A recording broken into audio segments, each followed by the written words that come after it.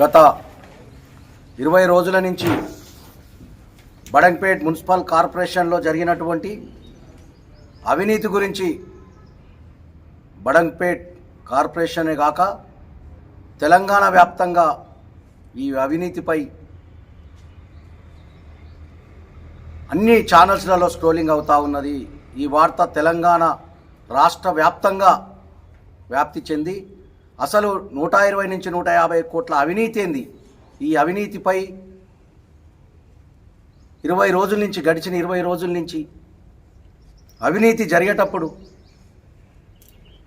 Madam గారు సబితా ఇంద్రారెడ్డి గారు, గౌరవ మాజీ మంత్రి వారు సబితా ఇంద్రారెడ్డి గారు సమీక్షా సమావేశాలు అధికారులతో ఏర్పాటు చేసినప్పుడు అక్కడ జరిగినటువంటి అవినీతి భాగవతాన్ని సబితమ్మ ఆ రోజే పసిగట్టడం జరిగింది.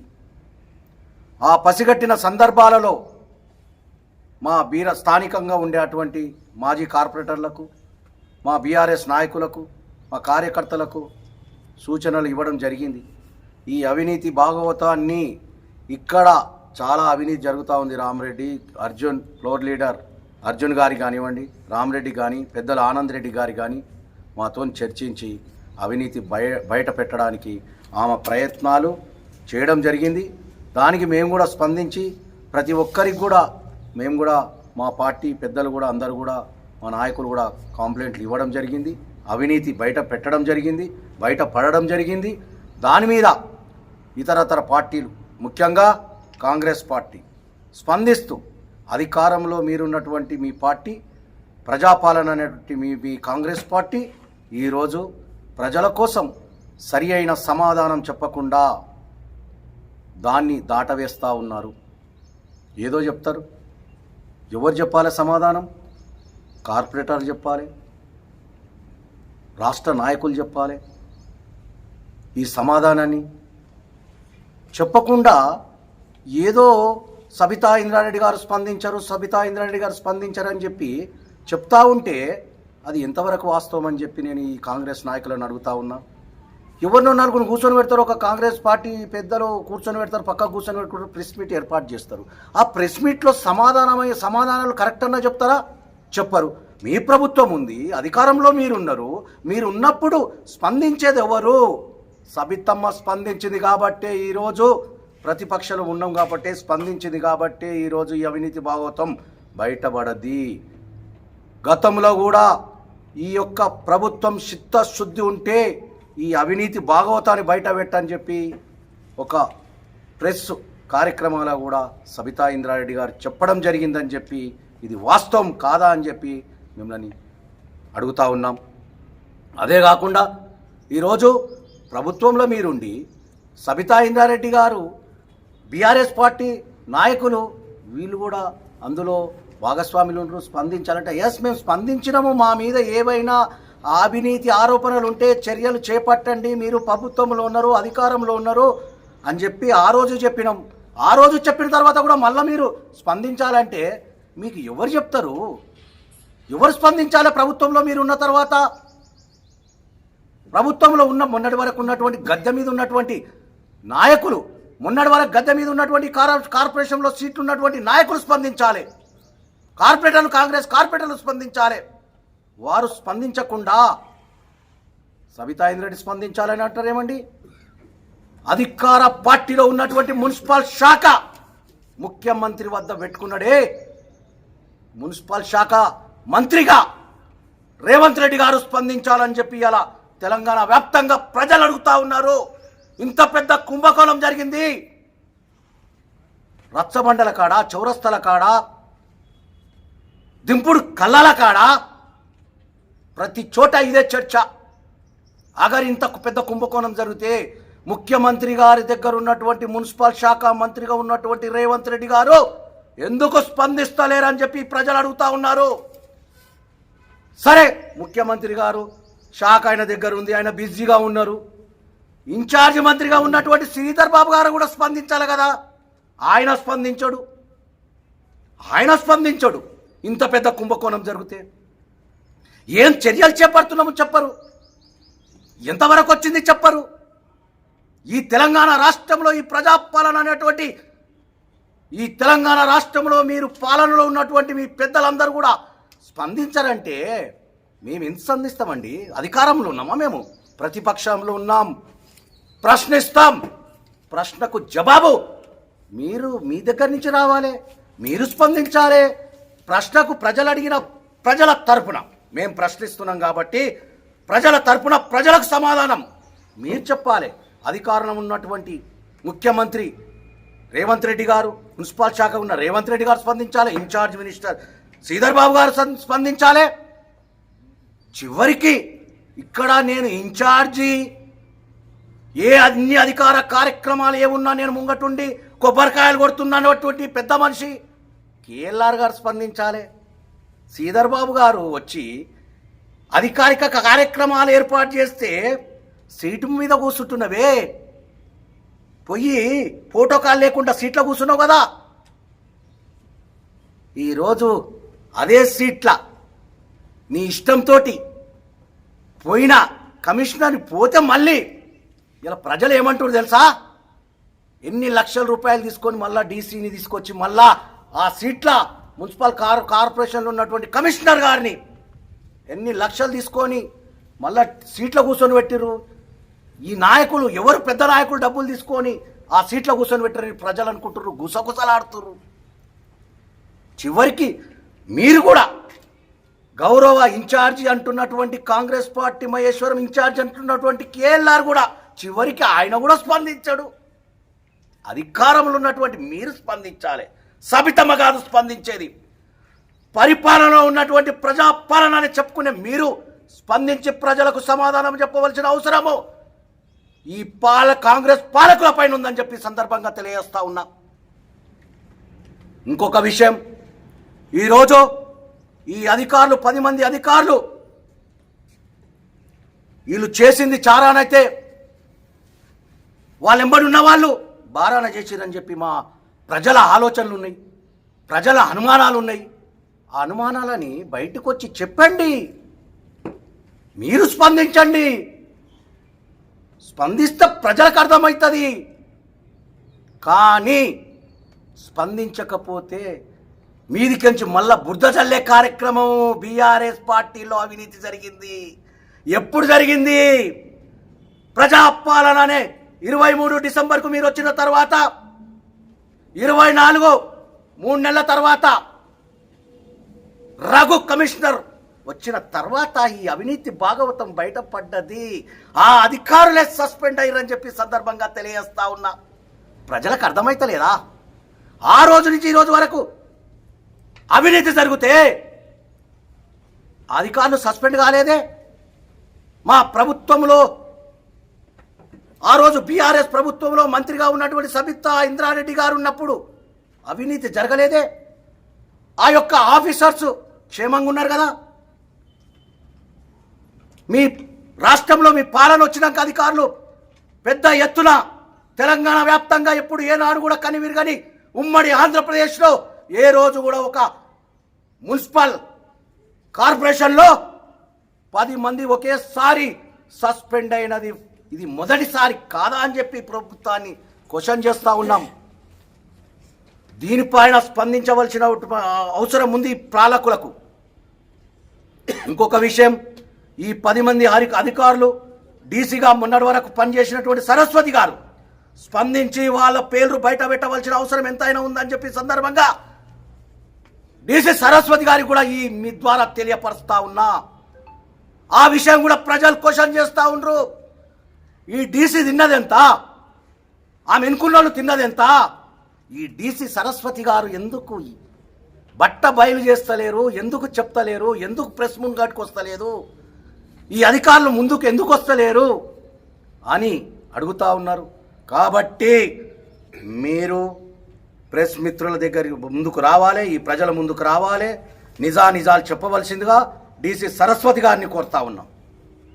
మేము స్పందించినాం కాబట్టి ఈరోజు కాంగ్రెస్ వారికి చెప్తున్నాం. మేము కానీ మా సబితా ఇంద్రారెడ్డి గారు ఆదేశాల మేరకే ఇన్ని ప్రెస్ మీట్లు ఏర్పాటు చేసినాము. సబితమ్మ స్పందిస్తేనే మేము ఇక్కడ ప్రెస్ మీట్ ఏర్పాటు చేస్తున్నాం. అది గమనించండి.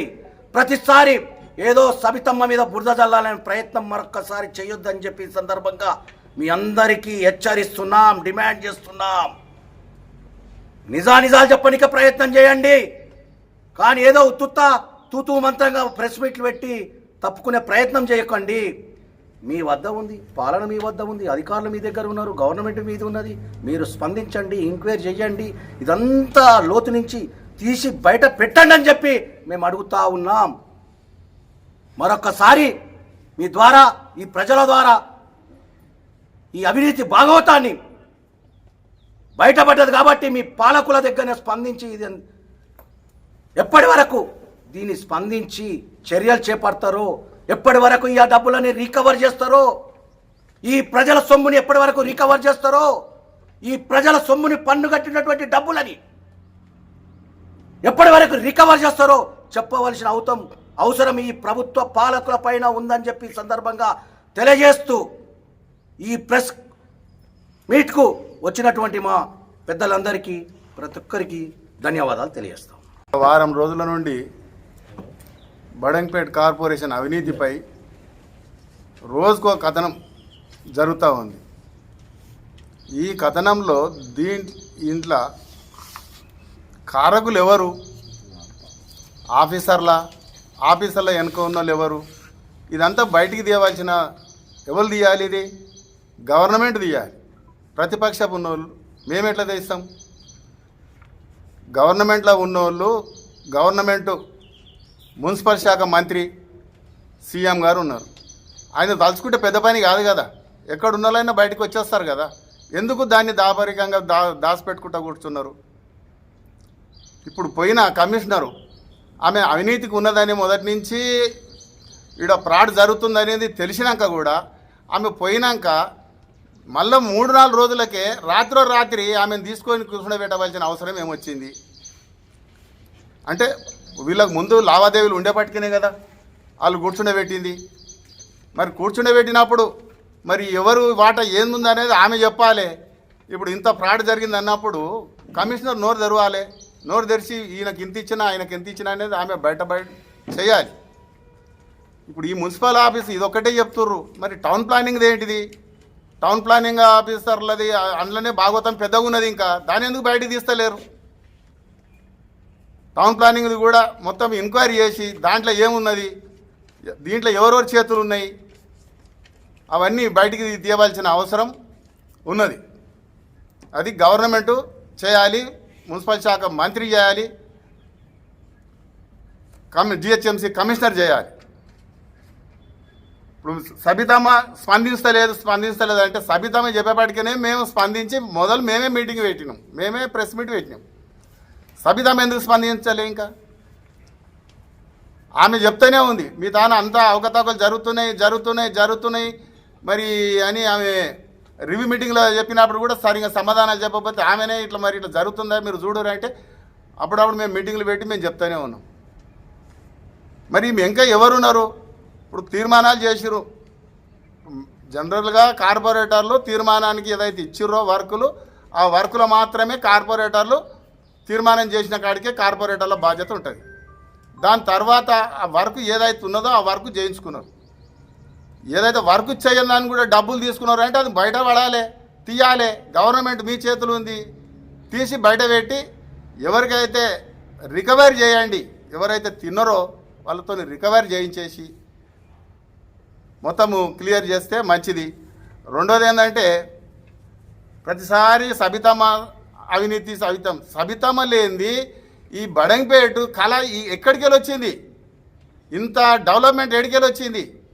ఎవరు చేసిర్రు? ఇప్పుడు ఇన్ని సంవత్సరాలు వస్తుంది గవర్నమెంట్లో అన్నీ వచ్చినాయి. టీడీపీ చేసింది, బీజేపీ ఎమ్మెల్యేలు ఉన్నారు, ఇక్కడ కాంగ్రెస్ ఎమ్మెల్యేలు ఉన్నారు, ఇప్పుడు బీఆర్ఎస్ ఎమ్మెల్యేలు ఉన్నారు. ఏ పీరియడ్లో ఎంత డెవలప్ అయిందో జనానికి తెలియదా? అందరికీ తెలుసు. కావాలని ఆమె మీద బట్టగాల్చి మీద వేసేసి ఆమెను ఏదో బదలాం చేయాలి. ఎందుకంటే ఆమె మీద వీళ్ళు గెలవనికి వీళ్ళకి సత్తా చాలదు కాబట్టి ఆమెకు ఏదో ఒకటి చేసి బదలాం చేయాలి అనుకుంటారు. కానీ ఆమెకి ఎంత మీరు బదలాం చేద్దామనుకుంటే ఆమెకు అంత క్రేజీ పెరుగుతుంది. ఎందుకంటే ఇంత చేసినామని మళ్ళీ వీళ్ళు అనవసరంగా లేనిపోని బట్టగాలు చేస్తారు అనేది జనంలో మొత్తం అది తెలిసిపోయింది. కాబట్టి ఇప్పటికైనా సబితమ్మని ఫ్రాడ్ అనేది కానీ సబితమ్మ ఇది చేయలేదు అది చేయలేదని కానీ అది మానుకుంటే వాళ్ళకు కూడా మంచిది. కాబట్టి టౌన్ ప్లానింగ్ ఆఫీసర్లని టౌన్ ప్లానింగ్ మొత్తం ఎంక్వైరీ చేసి రికవరీ చేయించాలని కోరుతున్నాను. జరుగుతున్నటువంటి ఈ యొక్క జిహెచ్ఎంసీ సర్కిల్ 16లో కుంభకోణాన్ని వెలికితీత అనేది ఇలా జనాలకు కూడా అందరూ కూడా చర్చించుకున్న ప్రతి విషయం దగ్గర చర్చించుకుంటున్నారు. ఇది ఇటువంటి ఈ యొక్క భాగవతాన్ని ఈ నిధుల గోల్మాల్ను తొందరగా రికవరీ చేసి ఎవరైతే అన్యాక్రాంతం చేసిర్రో అధికారులు కానివ్వండి, ప్రజాప్రతినిధులు కానివ్వండి, ఎవరు తమ యొక్క డివిజన్లో ఏదైనా ఫాడ్ జరిగితే అది అక్కడ లోకల్గా ఉన్న లీడర్ తెలిసి జరిగిందా తెలియ జరిగిందా అనేది విచారణ చేసి ఒకవేళ తెలిసి జరిగితే మాత్రం ఆ ప్రజాప్రతినిధులు కూడా వాళ్ళు కూడా నేరస్తుల కిందకి వస్తారు. కాబట్టి ఈ యొక్క ప్రతి ఒక్క అంశంలో సబితా మేడంని విమర్శించారు తప్ప వీళ్ళకి ఏం పనులు అంటే సబితమ్మను విమర్శిస్తే మేము మాకు ఐఏఎస్ లైక్లు వస్తాయి అనుకుంటున్నాము. కానీ మీరు ఎంతెంత చేస్తూ ఉంటే ఆమెకు అంత జనాల ఆశీర్వాదము వాళ్ళ యొక్క దీవెనలు ఉన్నాయి. కాబట్టి ఇలా గత మూడు సార్లు కూడా గెలుచుకొని జరిగింది, 2 సార్లు మినిస్టర్ అయింది.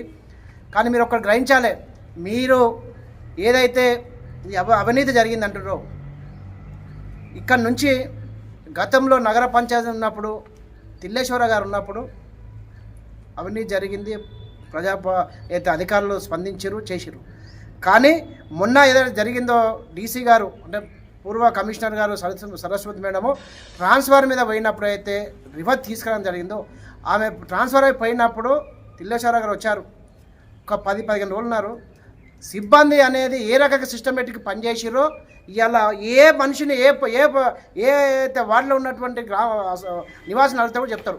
ప్రతి టైంకి రావడము వాళ్ళకి సిస్టాన్ని ఫాలో చేసి మంచిగా వర్క్ చేసేట్టుగా అధికారులు కానీ సిబ్బందిని కానీ అలర్ట్ చేసినటువంటి అధికారిని మళ్ళీ ఇక్కడ వచ్చిన తీసేసి ఏదైతే వీళ్ళు లోపాయ ఒప్పందము ఏదైతే చేయాలనుకున్నారో ఆ లోపాయ ఒప్పందం ప్రకారమే మళ్ళీ ఈ డీసీ గారిని తీసుకొచ్చి ఊసబెట్టి ఈ అంతా చేసిరని చెప్పేసి మేము భావిస్తూ ఉన్నాం.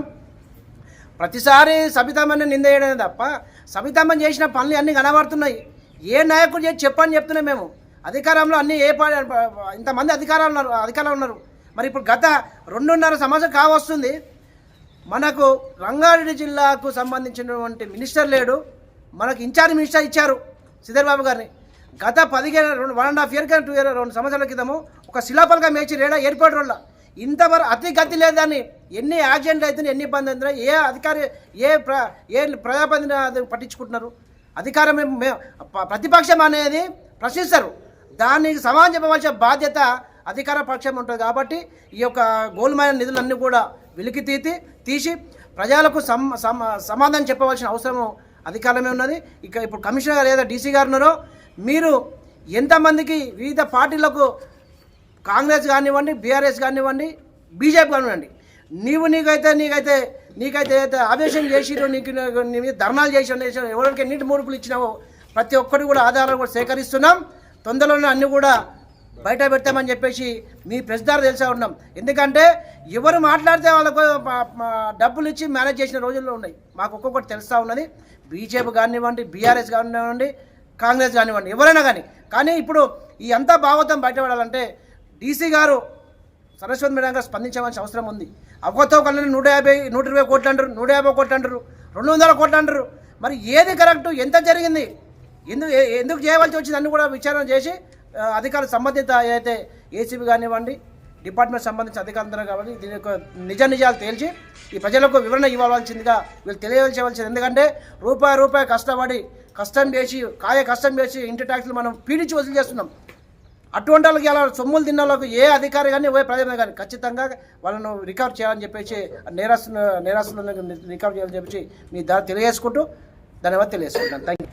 బడంగ్పేట్ జిహెచ్ఎంసీ సర్కిల్లోని బడంగ్పేట్లో అవినీతి ఆరోపణలు విపరీతంగా జరుగుతున్నాయి.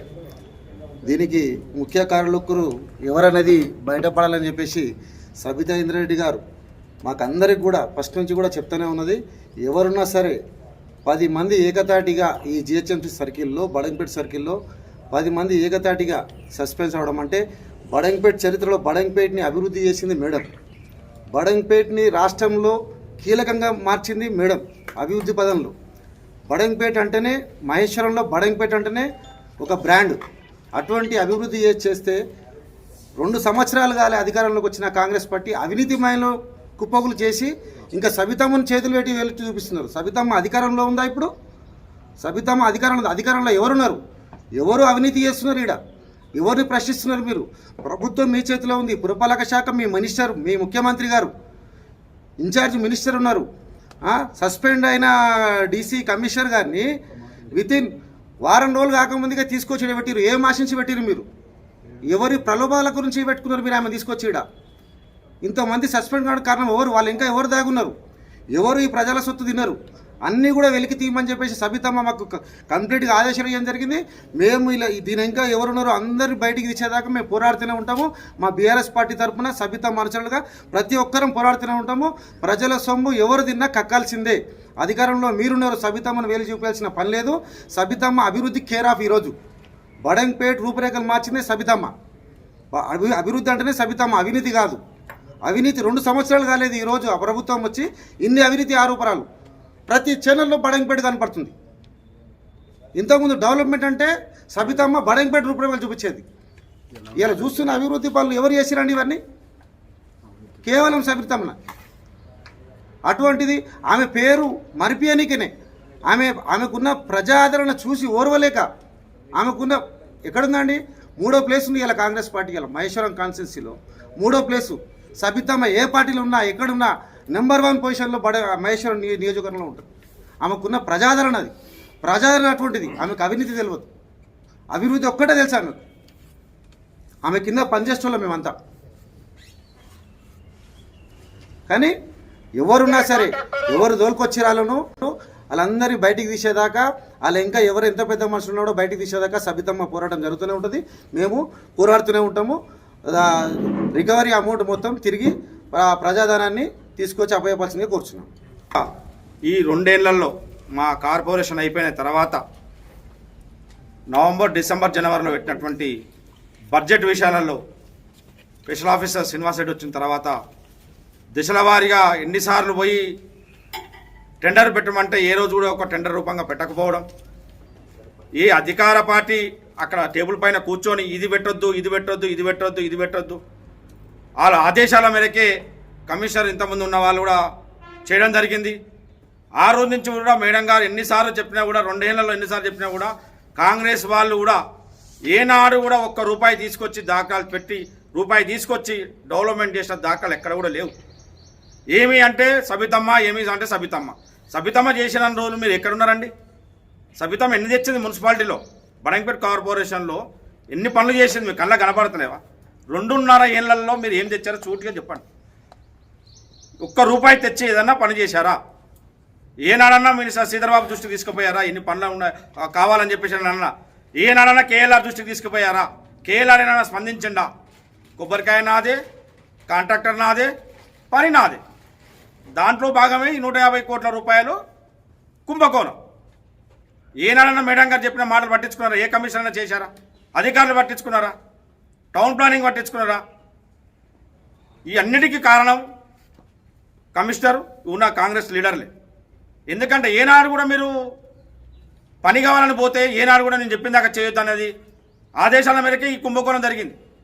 2.5 ఏళ్ళు మీకు వచ్చింది. 2.5 ఏళ్ళే 1,50,00,000 150 కోట్లు కుంభకోణం.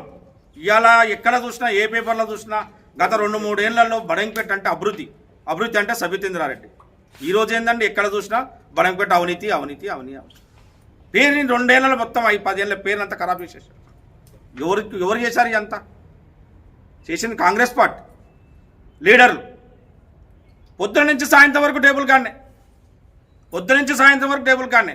ఆయన ఎందుకు వచ్చిండు, వీని ఎందుకు వచ్చిండు, మా బండారం బయటపడతాను. ఆ టేబుల్ కాడ కూర్చొనే ఈ 150 కోట్లు చేసారు. డబ్బులు టౌన్ ప్లానింగ్ ఏంటంటే ఫైల్ కింద అండి. ఒక్కొక్క ఫైల్ 3 నెలలు 4 నెలలు 400 ఫైళ్ళు 300 ఫైళ్ళు పెండింగ్లో ఉన్నాయి. ఏమి అంటే టౌన్ ప్లానింగ్ రాలేదు, కమిషనర్ లేదు, డీజీ గారు లేదు. ఒక్క ఫైల్ 3 నెలలు అండి ఆపడం. గత టీఆర్ఎస్ ప్రభుత్వంలో 35 రోజులలో 20 రోజుల్లో క్లియర్ చేసి ఫైల్ పంపించేవాళ్ళం. ఈరోజు ఏంది? నాకేమి ఇస్తే ఫైల్ మూవ్ అవుతుంది. ఇవన్నీ మీరు చేసి సబితమేమో చెప్పండి ఎందుకు చెప్తారండి? సబితమేమో గవర్నమెంట్లో ఉందా? అన్నిటికీ కారణం మీరే. ఆ డబ్బుని ఇమ్మడి రికవర్ చేసి ప్రజలకు ట్యాక్స్ కట్టిన డబ్బులు అండి అవి. 150 కోట్లు అంటే ఏందండి? 150 కోట్లు ప్రజల సొమ్ముని దౌర్జన్యంగా తినేసి వాడుకొని ఈరోజు సబితమైన ఏడేమైనా ఏందండి?